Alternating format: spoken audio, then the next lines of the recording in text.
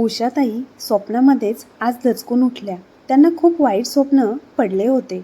त्यांच्या स्वप्नामध्ये त्यांच्या 10 वर्षाच्या नातवाला कोणीतरी पळून घेऊन जात आहे असा भास त्यांना झाला आणि त्या पूर्ण घाबरल्या, खूप घामाघूम झाल्या.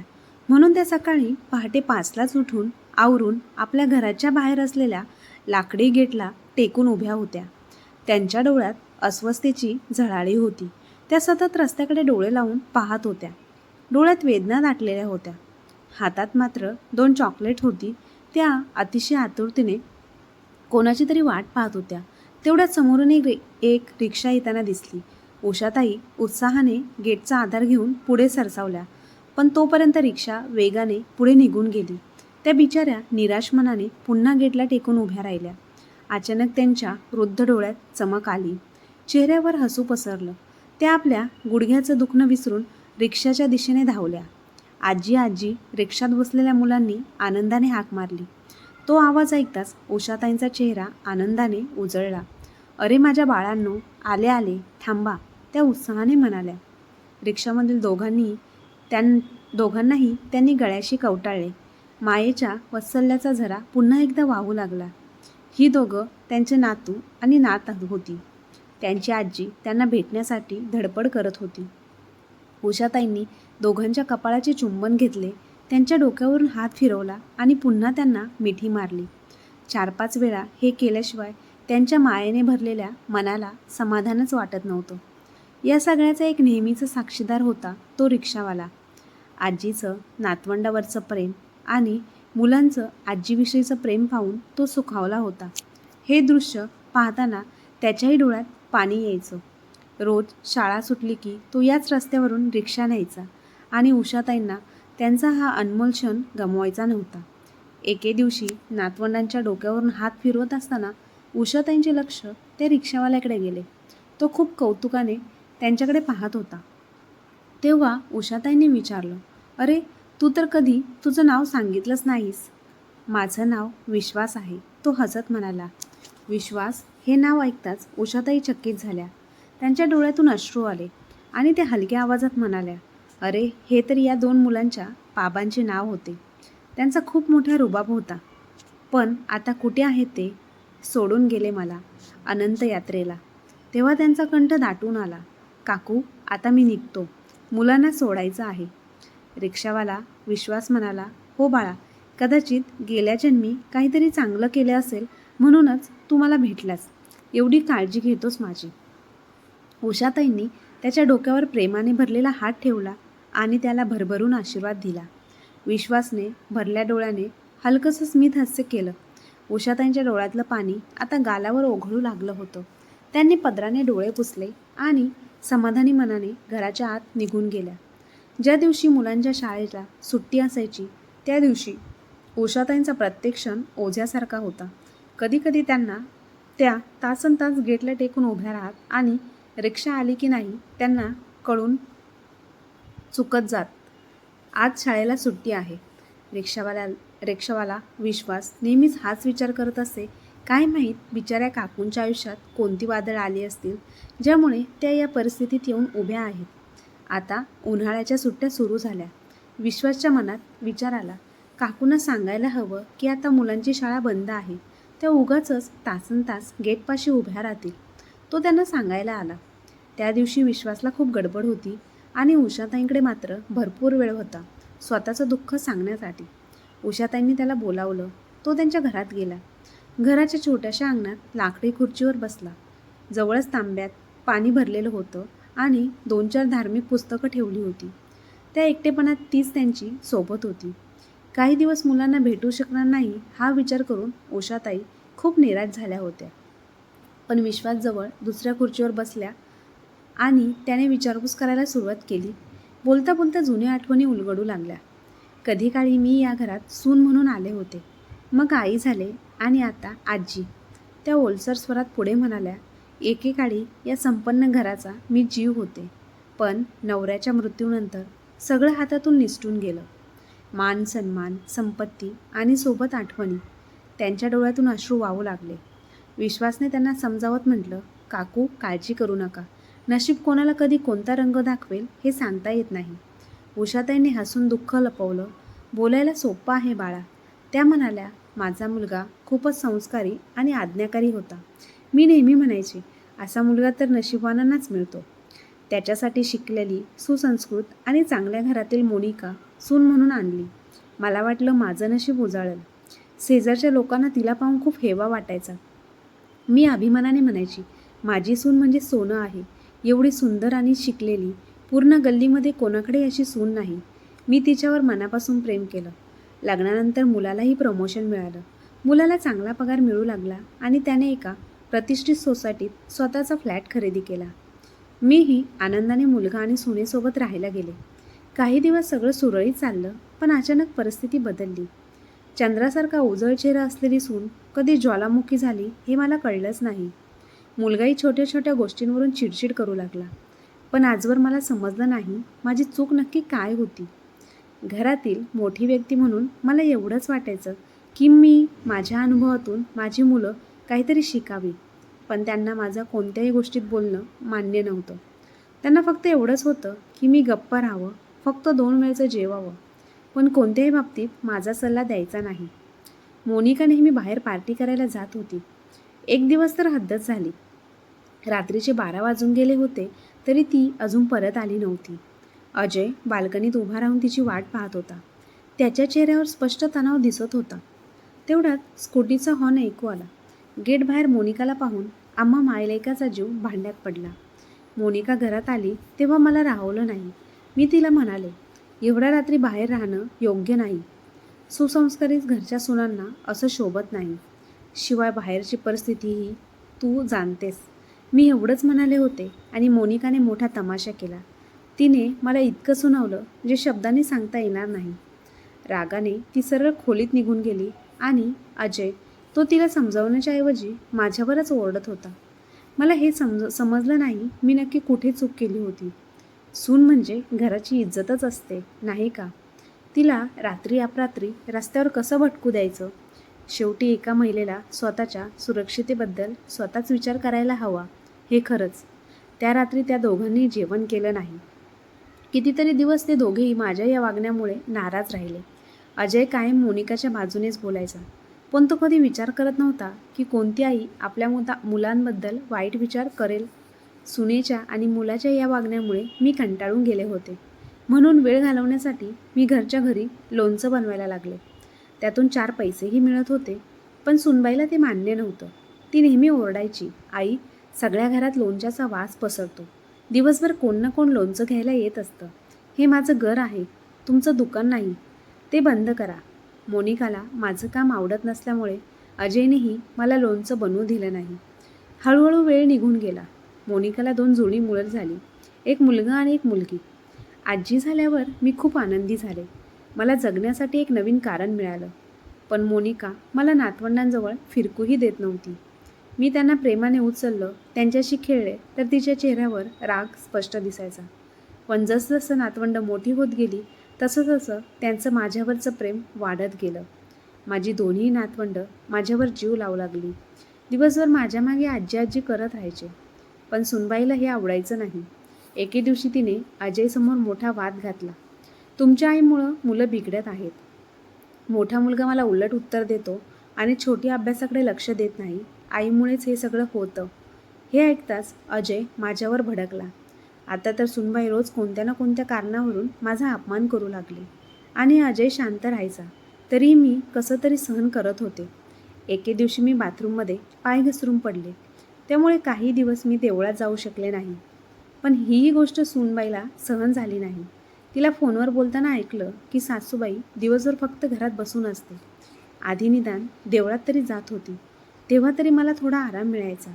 घरी राहिली की फक्त मुलांच्या खाण्यावर लक्ष ठेवते. आता काहीतरी निर्णय घ्यायला हवा. हे ऐकताच मी आश्चर्यचकित झाले. मी मुलांच्या खाण्यावर लक्ष ठेवत होते आणि निर्णय घ्यायला हवा म्हणजे काय? हद्द तर तेव्हा झाली जेव्हा अजयने माझ्यावर आघात केला. तो मला म्हणाला, आई, तुझं वागणं आम्हा दोघांना अजिबात आवडत नाही. तू माझ्या बायकोला सुखाने राहू देत नाहीस. सतत तिच्यावर लक्ष ठेवून असतेस. म्हणून तुला वृद्धाश्रमात पाठवावं लागणार आहे. तिथे तू सुखाने राहशील. मी तेव्हा जागेवर स्तब्ध झाले. मुलाचं असं बोलणं ऐकून मी विचार करत होते, ज्याला मी मुलगा समजत होते तो खरंच माझा होता का? माझ्या डोळ्यासमोर अंधाऱ्या आल्या. मी मोठ्याने रडू लागले, पण स्वतःला सावरलं. वृद्धाश्रमात आश्रित होणं मला कधीच मान्य नव्हतं. माझं शरीर अजून धडधाकट होतं.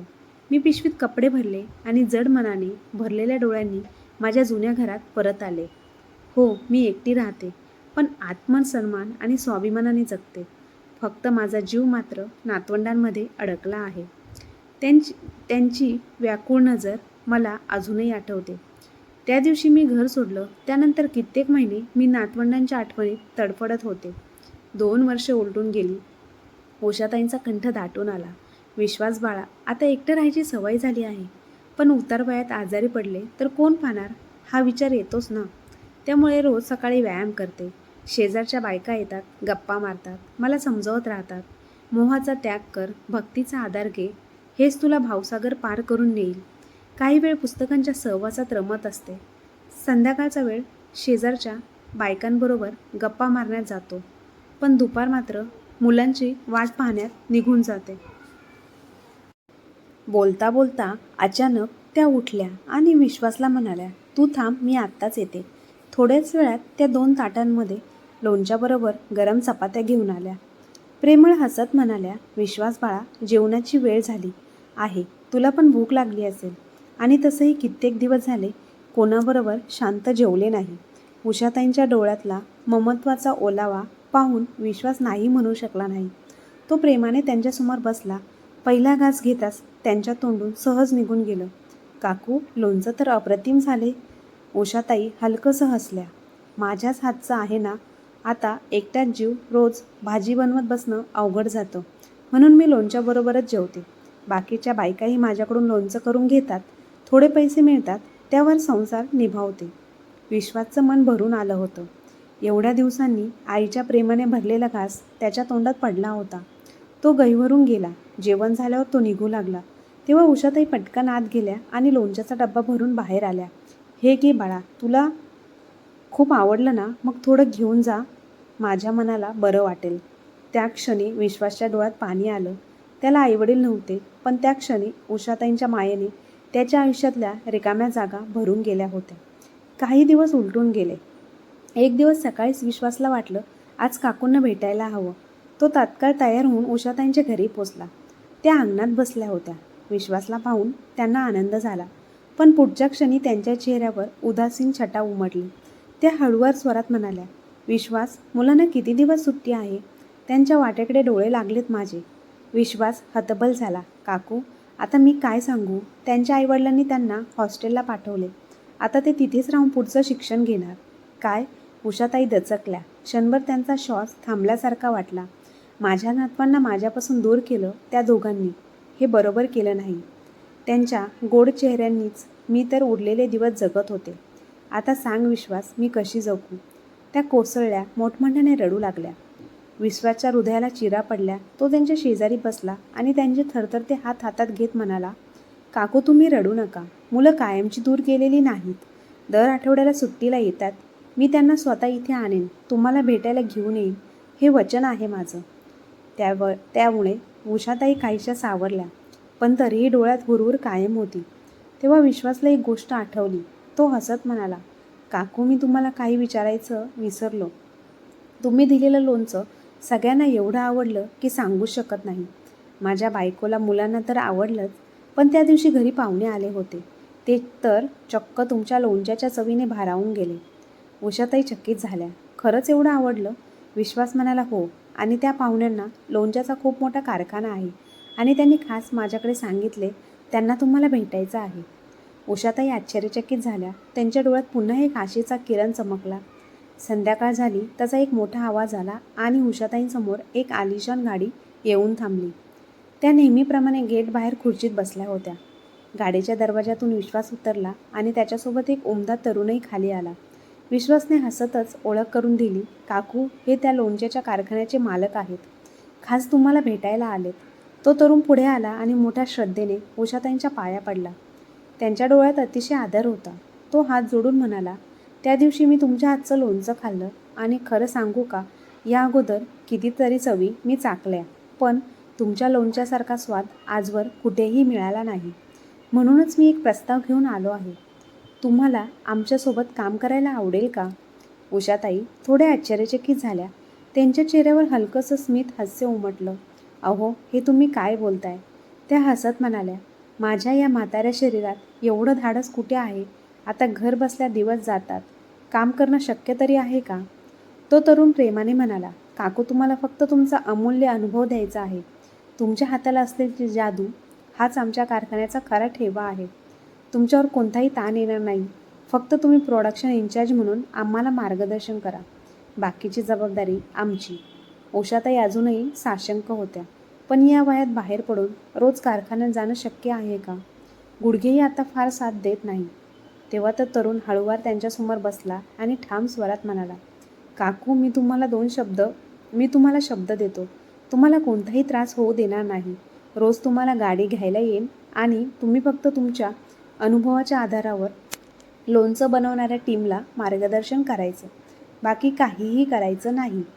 उषाताई विचारात पडल्या. खरंच घरी बसूनही त्या काय करायच्या? दिवसभर एकटं राहणं कठीण झालं होतं.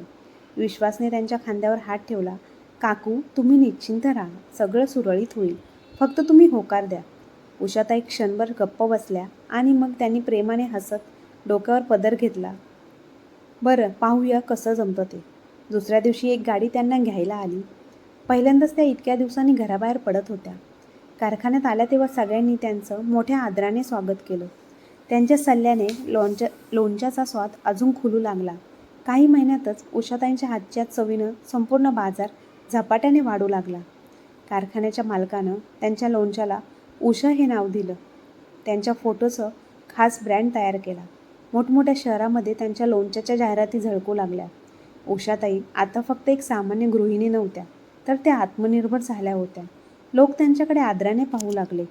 विश्वासने त्यांच्या यशाचा आनंद साजरा करत आपल्या रिक्षाच्या मागे उषा लोणचं, खास काकूंच्या हातचं असं मोठं बॅनर लावलं. आता उषाताई प्रसिद्ध नव्हत्या, तर त्या आधीपेक्षा जास्त तंदुरुस्तसुद्धा झाल्या होत्या. एकटेपणा संपला होता. दिवस आनंदात जात होते. मान सन्मान आणि आर्थिक स्थैर्य सगळं काही मिळालं होतं. त्या स्वतःशीच म्हणाल्या, आपली चव फक्त स्वयंपाकघरापुरती मर्यादित नाही, तर संपूर्ण जगाने तिची दखल घेतली आहे. आता त्यांच्या चेहऱ्यावर आत्मविश्वास स्पष्टपणे दिसत होता. दुसरीकडे कारखान्यात कामगारांबरोबर हसत खेळत काम करत असताना दिवस कसा निघून जात होता हे त्यांना कळतच नव्हतं. एके दिवशी जेव्हा विश्वास मुलांना सोडण्यासाठी त्यांच्या घरी गेला, तेव्हा मोनिकाने त्याच्या रिक्षाच्या पाठीमागे लावलेला बॅनर पाहिला. त्यावर उषाताईंचा फोटो होता. फोटो पाहून मोनिकाने लगेच विश्वासला विचारू लागली. विश्वासने मोनिकाला उषाताईंच्या यशाची कथा सांगितली.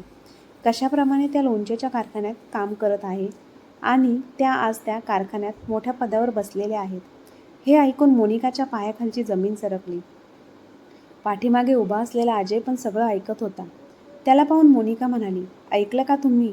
ज्यांना आपण बेकार समजून वृद्धाश्रमात पाठवायला तयार होतो, त्या तुमच्या आईने स्वतःचा हुनरवर किती मोठी प्रसिद्धी मिळवली आहे. मोनिकाचं बोलणं ऐकून अजय म्हणाला, तू आईला लोणचं बनवू दिलं असतं तर आज ती जेवढा पैसा कमावत आहे तो सगळा पैसा आपला झाला असता. वेळ जात होता आणि एक दिवस मोनिकाने उषाताईंना फोन केला. आपल्या सुनबाईचा फोन ऐकून उषाताई खूप चकित झाल्या आणि जेव्हा त्यांनी फोनवर ऐकलं तेव्हा त्या स्तब्ध होऊन गेल्या. त्यांची सुनबाई रडत रडत सांगत होती, अजयचा ॲक्सिडेंट झाला आहे आणि त्याला खूप इजा झाल्या आहेत. त्याची अवस्था गंभीर आहे. त्याला शहरातील सर्वात मोठ्या हॉस्पिटलमध्ये ॲडमिट केलं आहे. हे ऐकून उषाताईंच्या पायाखालची जमीन सरकली. मुलाच्या मोहामुळे त्यांनी त्वरित अजयला भेटायला हॉस्पिटलमध्ये जाण्याचा निर्णय घेतला. हॉस्पिटलमध्ये पोचल्यानंतर त्यांनी जे दृश्य पाहिलं ते पाहून त्यांचं काळीज चिरलं होतं.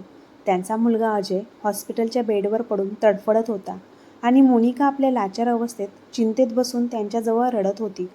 उषाताईंना पाहून मोनिका पटकन उठली आणि त्यांच्या गळ्यात पडून मोठ्याने रडू लागली. आई, बघा ना, हे सगळं काय झालं? मोनिका म्हणाली. मोनिका, काळजी करू नकोस, सगळं व्यवस्थित होईल, असं म्हणून उषाताईने तिला दिलासा दिला. नंतर त्या आपल्या मुलाजवळ जाऊन बसल्या. उषाताई आपल्या मुलाला आणि सुनबाईला दिलासा देत होत्या, पण त्यांचं मन मुलाची अवस्था पाहून आतून रडत होतं. स्वतःला सावरून उषाताईंनी विचारलं, मोनिका, डॉक्टर काय म्हणाले? तेव्हा मोनिका रडत म्हणाली, आई, त्यांच्या कमरेमध्ये फ्रॅक्चर झाला आहे. डॉक्टरांनी हिप रिप्लेसमेंटची शिफारस केली आहे. शरीराच्या इतर भागावरही गंभीर इजा झाल्या आहेत. डॉक्टरांनी जवळजवळ 50 लाख रुपये खर्च सांगितला आहे. पण बँकेत ठेवलेले पैसे आणि एफ.डी मिळून 30 लाख रुपये होतात. राहिलेल्या पैशाची जुळणी कशी होईल हाच विचार करत माझं मन घाबरलं आहे. आणि त्यातच यांची अवस्था. उषाताईंनी संयम आणि धैर्याने परिस्थिती हाताळली आणि सुनेच्या डोक्यावर हळूवारपणे हात ठेवून म्हणाल्या, सुनबाई, चिंता करू नकोस. मी आहे ना, मी सगळं सांभाळते. तू फक्त अजयची काळजी घे. उषाताईंनी पटकन पैशाची व्यवस्था केली आणि अजयचं ऑपरेशन यशस्वीपणे पार पडलं. अजय काही दिवसात व्यवस्थित चालू लागला आणि आता तो घरी आला होता. पण राहून राहून त्याला एकच गोष्ट सतावत होती. त्याला जाणवलं की त्याने आणि मोनिकाने आईला अजिबात चांगली वागणूक दिली नाही आणि त्याच्यावर संकट आलं तर आईने एक क्षणही विलंब न करता मदत केली. पश्चातापाने भरलेला अजय आपल्या बायकोला घेऊन उषाताईंच्या कारखान्यात पोचला. आत गेल्यावर उषाताईंविषयी विचारल्यावर माहीत झालं की त्या कारखान्याच्या मालकाबरोबर मीटिंग घेत आहेत. काही वेळाने जेव्हा त्या बाहेर आल्या, आपल्या मुलाला आणि सुनबाईला पाहून आनंदित झाल्या आणि त्यांना आपल्या ऑफिसमध्ये घेऊन गेल्या. चहा मागवला आणि अजयच्या तब्येतीचीही चौकशी करू लागल्या. पण स्वतःच्या वागणुकीने शर्मिंदा झालेला अजय आणि मोनिका काहीच बोलू शकत नव्हते. दुसरीकडे आपल्या आईचा असा रुतबा पाहून अजयच्या मनात त्याच्या कर्मावर पश्चाताप होऊ लागला. शांतता तोडून तो म्हणाला, आई, तू आता आमच्याबरोबर राहणार नाही. आम्ही दोघं तुला घरी न्यायला आलो आहोत. आम्ही दोघांनी तुझ्याबरोबर वाईट व्यवहार केला तरीही तू आमच्यावर खूप मोठे उपकार केलेस. आम्हाला खूप लाज वाटत आहे. उषाताईंनी शांतपणे उत्तर दिलं, उपकार तर तू माझ्यावर केलीस अजय, तुझ्या घरातून मला बाहेर काढून. जर तू मला घरातून बाहेर काढलं नसतं तर आजही मी अपमानित आयुष्य जगत राहिली असते. तुझ्या घरातून बाहेर पडल्यावरच मला योग्य दिशा मिळाली आहे. अजय बाळा, म्हातारी आई घरातलं जुनं सामान नसतं, ज्याला जेव्हा हवं तेव्हा फेकून दिलं आणि जेव्हा हवं तेव्हा वापरलं. माझ्या नातवांसोबत हसणं बोलणं पण तुम्हाला मान्य नव्हतं. आता तर परत येण्याचा प्रश्नच नाही. उषाताईंची बोलणे ऐकून अजय आणि मोनिका दोघेही त्यांच्यासमोर नतमस्तक झाले. दोघांनी त्यांची माफी मागितली, पण उषाताईंनी त्यांना माफ केले नाही. त्याचवेळी कारखान्याचे मालक रोहित स्टाफसोबत मोठा केक घेऊन ऑफिसमध्ये आले आणि सगळे एकत्र होऊन म्हणाले, मॅम, वाढदिवसाच्या खूप खूप शुभेच्छा. हे पाहून अजय आणि मोनिका पाणी पाणी झाले. त्यांना हे पण माहीत नव्हतं की आज त्यांच्या आईचा, उषाताईंचा वाढदिवस आहे. हे सगळे लोक उषाताईंच्या आजूबाजूला गोळा होऊन वाढदिवस साजरा करण्यात मग्न झाले आणि अजय आणि मोनिका कोपऱ्यात उभे राहून शांततेत ते दृश्य पाहत होते. तर मित्रांनो, त्या दोघांनाही त्यांच्या कर्माची शिक्षा मिळालीच होती. आपले आईवडील म्हातारे झाले म्हणून त्यांना अडगळीप्रमाणे बाजूला काढू नका. म्हातारे झाले तरीसुद्धा ते तुमचे आईवडील आहेत आणि एकदा का त्यांनी मनावर घेतले तर ते कोणत्याही वयात काहीही करू शकतात, अगदी उषाताईप्रमाणे. तर मित्रांनो, तुम्हाला आजची कथा कशी वाटली कमेंट बॉक्समध्ये नक्की कळवा आणि कथा आवडली असल्यास आपल्या चॅनलला लाईक, शेअर, सबस्क्राईब नक्की करा. धन्यवाद.